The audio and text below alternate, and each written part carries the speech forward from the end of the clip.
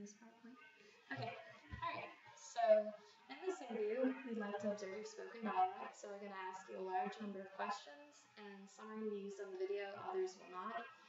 But everybody's going to be asked the same questions, so just try to answer as quickly as you're comfortably able, and be sure to provide the first answer that comes to your mind. And there aren't any wrong answers.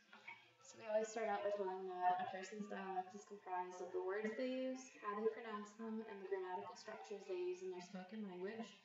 All of them are equal, ever-changing, and driven by rules, and they say that you are what you speak. Okay. Alright, the first thing that we look at is your lexical differences. Has anyone ever teased you for a word you use? And not how you pronounced it, but the actual word itself. Like, Yes. what word was that? Current. The current's out. Tell me about it. So saying like the power went off. Oh, wow. The current's out. Do you know where you picked that up? I'm sure I heard it at home. Do you still use that? I do. Okay. I do. Okay. How would you address a group of 2 or more people? I guess like a lot of people say y'all or yens or... Y'all or you guys. Okay. And what word would you use if you wanted to keep yourself from swearing? God bless. Dang it. Okay. Shoot, shucks. There's a lot of them. Okay. What are some words or phrases you use to describe somebody who's very drunk? Oh my gosh. Gone. Yeah, because we're They're looking for gone. slang, so. Yeah. Gone's usually what I use. They're gone. Alright. What words or phrases would you use to tell someone you recently vomited? Barfed, upchucked, casting my crumpets. What? Casting your crumpets. Alright. The following pages are going to have questions and photos accompanying them. Please answer instinctively by giving the first answer that comes to your mind. So, I have the question written up there, but if you feel comfortable just going through and looking at the picture and answering that way, then that's fine. Okay. So, I'll let you see the first one before you decide. Okay. Okay. What do you call these shoes used for athletic activities? Tennis shoes. Do you want to still do the question or just the picture?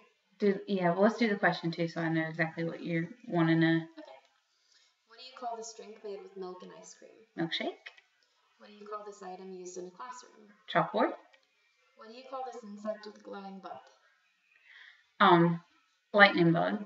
But his name's Ray because I love that movie. It was really hard to find a picture of a firefly. So, what do you call this carbonated beverage? Coke. What do you call this kind of sandwich? So. What do you call this item used in a grocery store? Cart. And what do you call these colorful toppings for ice cream or cake? Sprinkles. And what do you call this kind of hat? A toboggan or a beanie. And what do you call this item used for holding water or sand? A bucket. Okay. The next solve that we want to look at is your phonological differences, and usually this is where everybody kind of has some opinions about how they sound.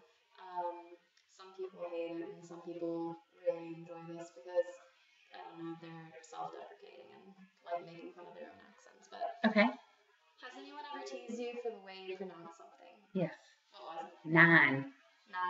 9? 9. Yeah? Yes, instead of saying 9. Or another one is water. Instead of saying water. I actually water. think I remember that. Did somebody, did we talk about that in band once? Probably. I think so. Probably. Yeah, I want to say Charlotte Girdle. Probably. And yes, I use 9 and water. Okay. Still. Alright, the following pages are going to have some familiar songs or rhymes on them. Try not to sing the songs, just to read them in your normal tone of voice. Okay. And if you know them by heart, try to do them by heart. Because a lot of people, like, they get up here and they think they're reading Gettysburg Address. And so they start just, like, enunciating everything. So, okay. Don't have to do that. Okay.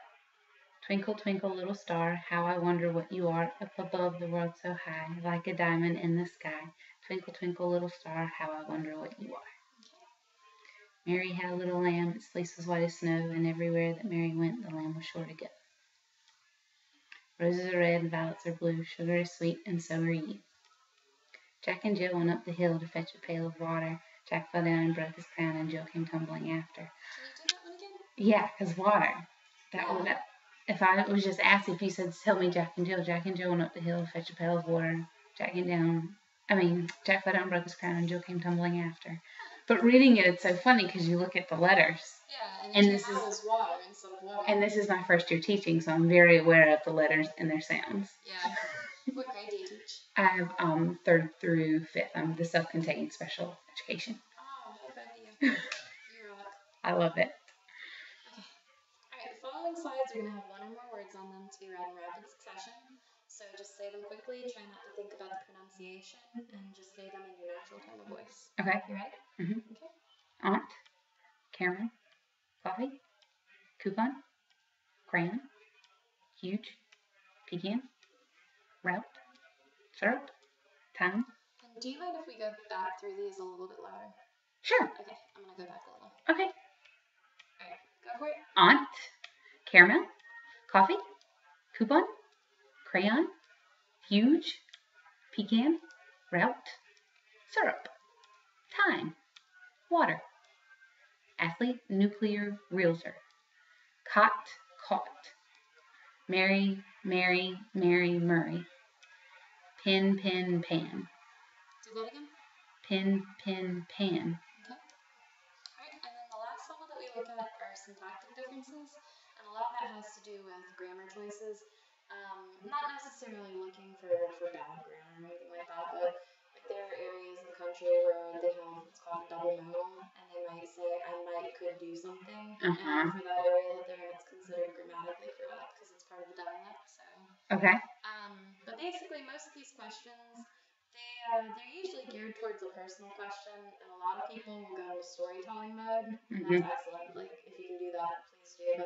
And then a lot of people, they try to go for really short answers. So, okay. But whatever's comfortable, if for any reason there's one on there that you're not comfortable with, then you can skip it. So. Okay. All right, can you tell me a little bit about where you grew up and the places that you've lived, and are your parents from the same area or not? Yes, I'm from Perquimans County, Hartford, North Carolina. We moved in 10 days after I was born and have been there. My parents still live in the same house, and I'm back living in the house again at 25. And that's in New Hope, which is way down in the boondocks. Where'd your parents move from? Dad was in Hartford. He lives like maybe 3 or 4 miles from where he grew up.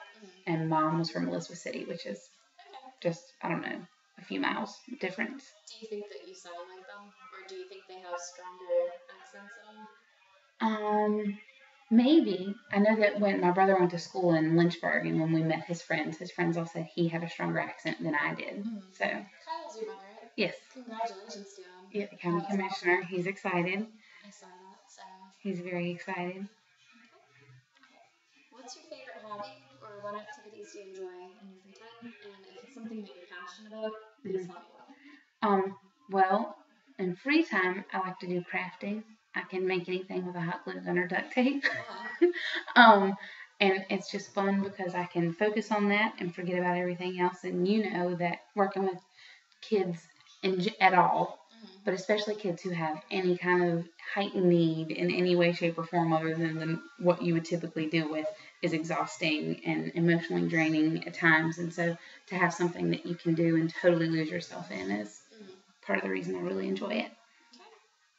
All right. What is your dream job, and why did you choose it? Like the big, corny, shoot for the moon stuff. I would like to be a behavioral specialist or a behavioral consultant to go into the regular classroom and work with teachers on inclusion, how to make children more successful that are considered EC, exceptional children, make them be more successful in regular classrooms so that they're getting the exposure with socialization that they need and not in their own room all the time. And they're also not sitting in the corner totally lost when they are in the regular classroom. And I chose it because I started working with special needs kids 5 years ago here, and I've loved it. That's great. I just enjoy it. That makes me really, as the parent of somebody who's got special needs, which, that might be subject to change, because she's still in early intervention, but it means a lot to me to find people that enjoy what they're doing and didn't just pick it because they thought that would get them more money. No, I definitely didn't choose it for the money. Yeah, that's what I always hear from other education majors. I frequently hear, I don't know, I might change it to SPED. There might be more to gain from that. It might look better on my resume. I'm like, you're doing it for all the wrong reasons. And they'll burn out quickly. Yeah. They'll burn out quickly. So, okay. What was one of the happiest moments of your life? happy day, happy moment, anything emotional, whatever. Just The most recent one I could think of was working with a little boy in my class. He, socially, he's on the same level as his peers, but cognitively, he's way behind. And so he really struggles being in my class because he doesn't feel like he needs to be there because it's the slow kids and he doesn't think he needs to be with them. And we were working on doing some adding, and it's what's called subitizing, which is where you take a group of, or a set of, like if it's dots, and you turn it into like 3, 2, and 4 to find the number instead of having to go through and count individually. Anyway, he was able to do it and then add in his head, and then he was so proud of himself for doing it. And that made me happy because he's learning, he's finally happy to be in my room, and he's proud of himself. That was probably a really big moment for him too. Yeah, so that made me really happy. That's awesome. Okay, what was one of the scariest moments of your life?